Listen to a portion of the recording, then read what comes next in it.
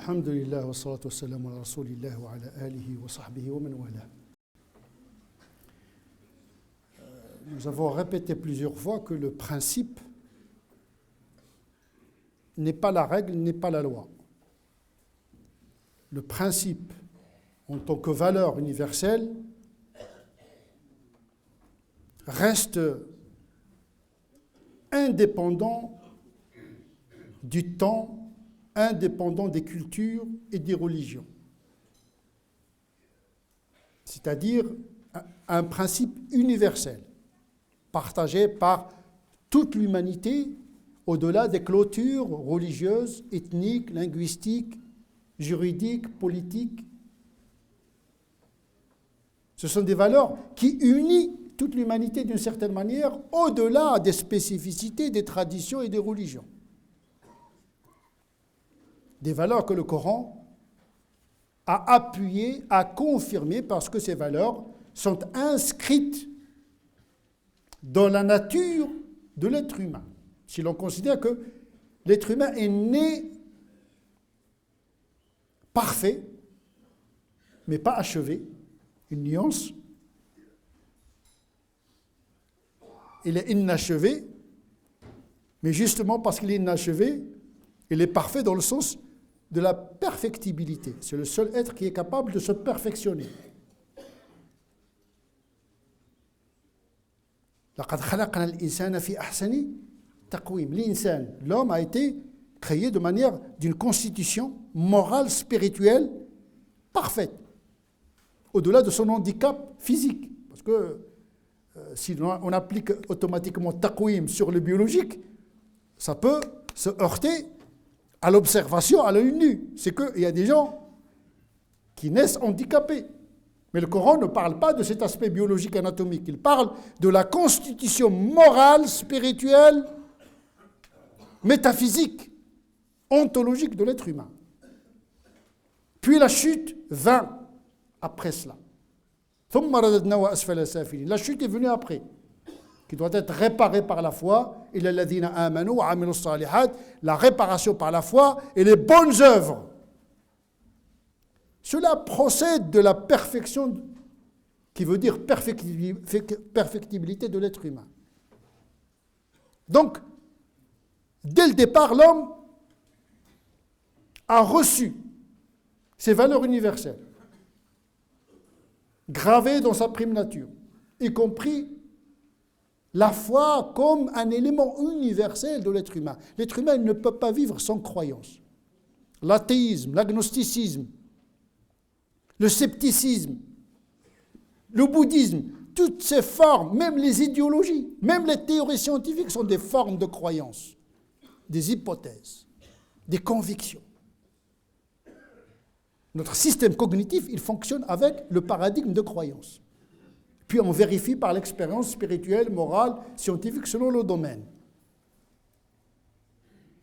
Et donc l'homme naît avec l'aspiration à la dignité, l'aspiration à la liberté, l'aspiration à la justice. Tout le monde aspire à ces valeurs universelles. Vous n'allez pas rencontrer quelqu'un qui va dire « moi j'aime l'injustice ». Ou bien quelqu'un qui va vous dire « moi j'aime l'humiliation ». Ou bien quelqu'un qui va dire « moi j'aime être dominé ». L'homme est né avec ces principes. Sauf que la société altère ces principes dans l'éducation des uns des autres, comme le stipule la théologie musulmane confirmée par la philosophie de Rousseau, qui considère que l'homme est bon, mais c'est la société qui le transforme négativement. Donc il est un peu d'accord avec Ibn Khaldoun, Ghazali et d'autres théologiens musulmans concernant la bonté originelle de l'être humain. L'homme isolé tout seul, il est bon. Dès qu'on le met dans le groupe, il est altéré. C'est pourquoi l'islam il vise à extirper l'individu de la tyrannie du groupe et de la tribu. C'est pourquoi le jugement dernier se fera farda, un par un. Kullu nafsin bima kasabat rahina, alaykum ou alaykum anfusakum. Cette résistance contre la domination du groupe. vivre dans le groupe sans être opprimé totalement par le groupe. Et donc on a des valeurs que l'on trouve chez les musulmans, que l'on trouve chez les animistes, que l'on trouve chez toutes les populations, parce qu'ils ont la même constitution. Puisque l'origine est commune, l'âme est commune, et donc c'est une aspiration qui est commune. Même si ces aspirations se traduisent dans des déclinaisons théologiques, religieuses, culturelles différentes selon les peuples. Ce qui va nous intéresser comme ici, dans ce prêche, c'est le principe d'égalité. Est-ce qu'il est universel ou bien c'est un concept qui est rendu universel? Parce que le problème de l'universel, c'est un problème amphibologique, problématique. Qu'est-ce que c'est que l'universel? On ne va pas entrer dans ce débat-là, mais on va supposer que ce sont des principes universels. On va accepter cette ambivalence sémantique, on va dire, voilà, la dignité est universelle, la liberté est universelle, l'égalité est également un principe universel. Sauf que ce concept est moderne. Le concept d'égalité, c'est un concept qui est né depuis la Révolution française, depuis les idéologies communistes, socialistes, etc., depuis la notion de l'État-nation avec la citoyenneté, c'est un concept politique qui est devenu un concept métaphysique et philosophique d'une certaine manière et qui a été imposé à la pensée musulmane. Que dire en tant que musulman quant à ce concept d'égalité? Moussawat, nous sommes égaux. Qu'est-ce à dire?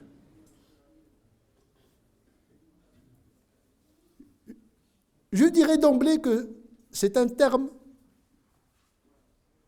problématique, dans le sens qu'il n'est pas évident. Et vous remarquez que les choses les plus évidentes, dès que vous commencez à les expliquer, vous vous rendez compte qu'elles sont compliquées.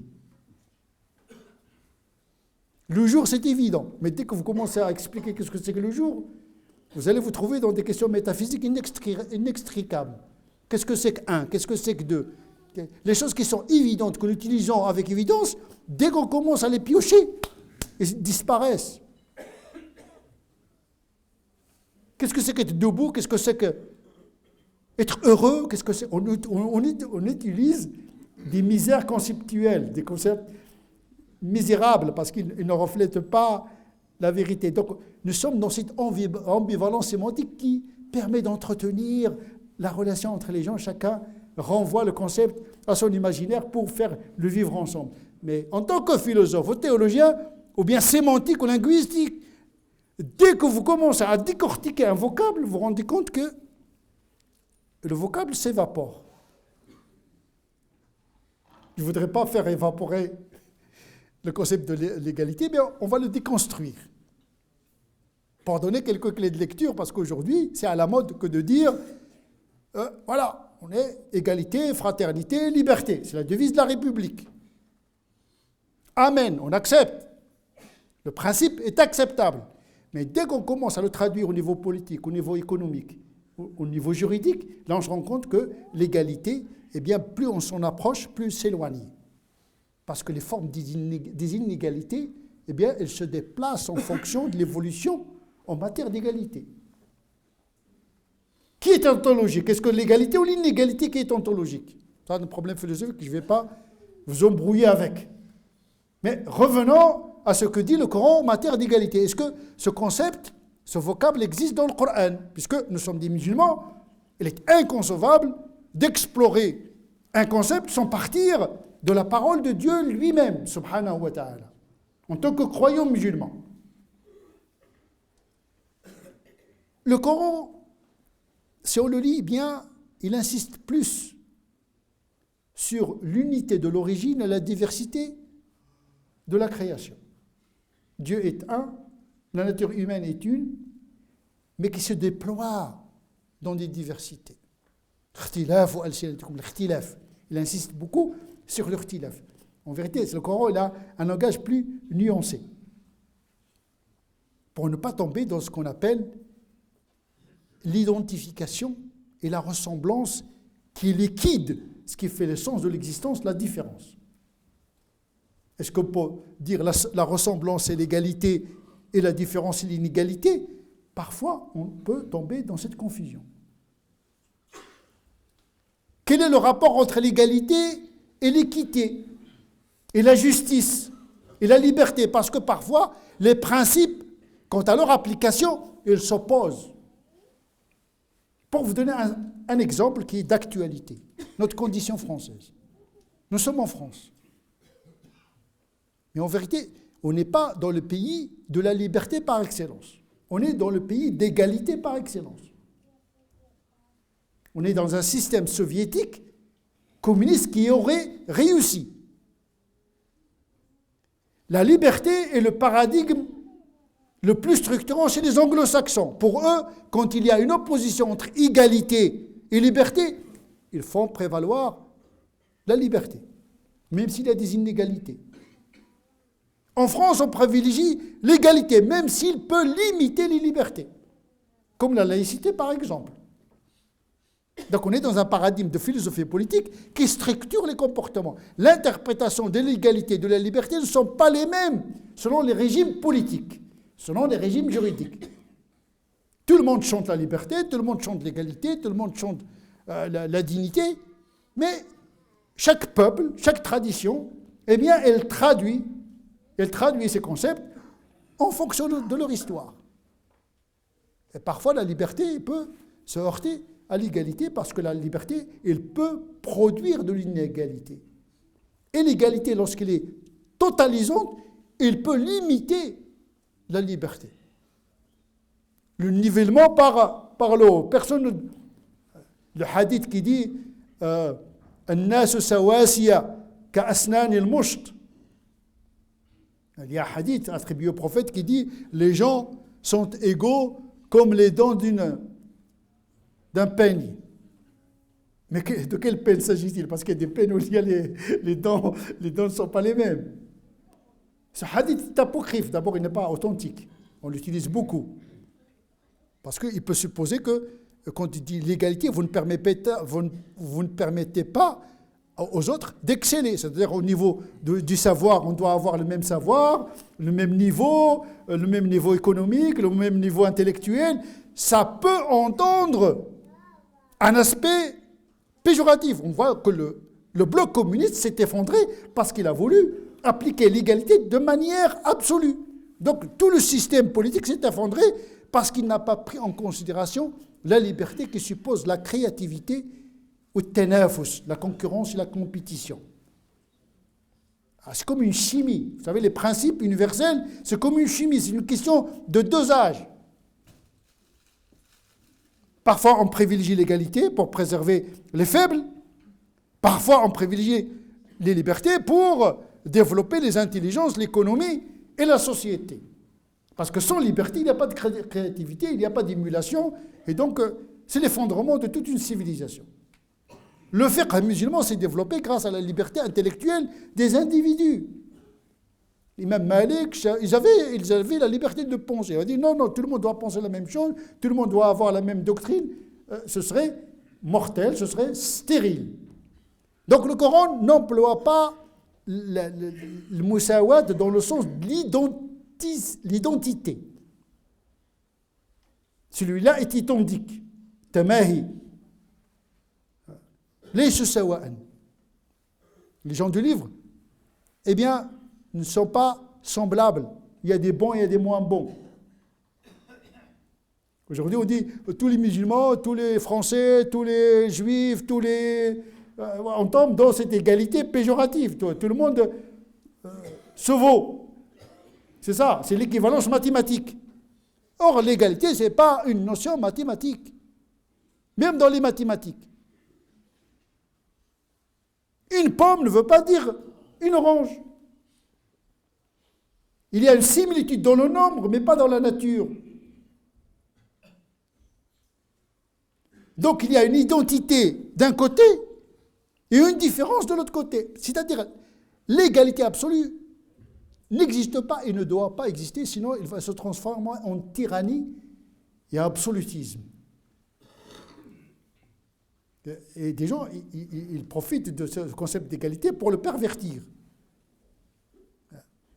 Le Coran, lui, dit Hal yastawi al-a'ma wal-basir. Est-ce que celui qui est aveugle comme celui qui est clairvoyant? Il insiste plutôt sur les différences. Hal yastawi alladhina ya'lamuna walladhina ya'lamun. Est-ce que ceux qui sont ignorants sont comme ceux qui savent? C'est un constat en vérité. Ce n'est même pas un jugement de valeur, c'est un jugement de fait.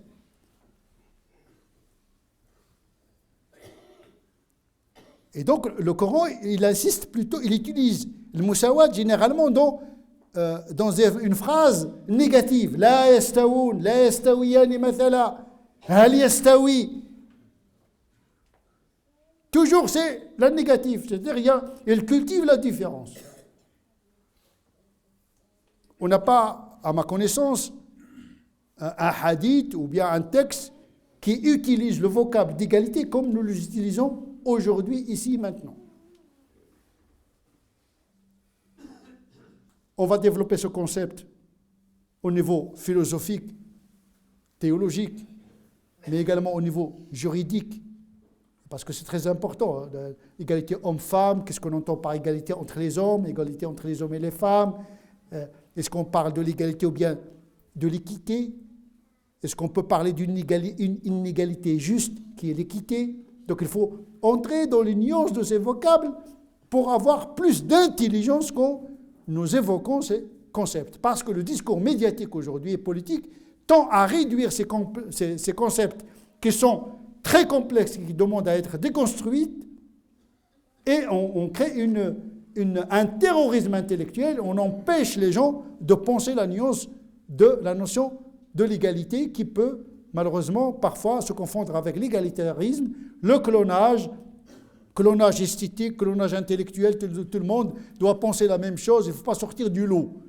Voilà la récupération négative du concept d'égalité qui au départ signifie autre chose plus complexe. أقول قولي هذا واستغفر الله لي ولكم. ادعوا الله وأنتم موقنون بالإجابة. اللهم اهدنا فيمن هديت وعافنا فيمن عافيت وتولنا فيمن توليت وبارك لنا فيما أعطيت وقنا واصرف عنا شر ما قضيت فإنك تقضي ولا يقضى عليك وإنه لا يذل من وليت ولا يعز من عاديت تباركت ربنا وتعاليت. اللهم ربنا آتنا في الدنيا حسنة وفي الآخرة حسنة وقنا عذاب النار. اللهم صل على سيدنا محمد وعلى آل سيدنا محمد كما صليت على سيدنا إبراهيم وعلى آل سيدنا إبراهيم وبارك على سيدنا محمد وعلى آل سيدنا محمد كما باركت على سيدنا إبراهيم وعلى آل سيدنا إبراهيم في العالمين إنك حميد مجيد. سبحان ربك رب العزة عما يصفون وسلام على المرسلين والحمد لله رب العالمين.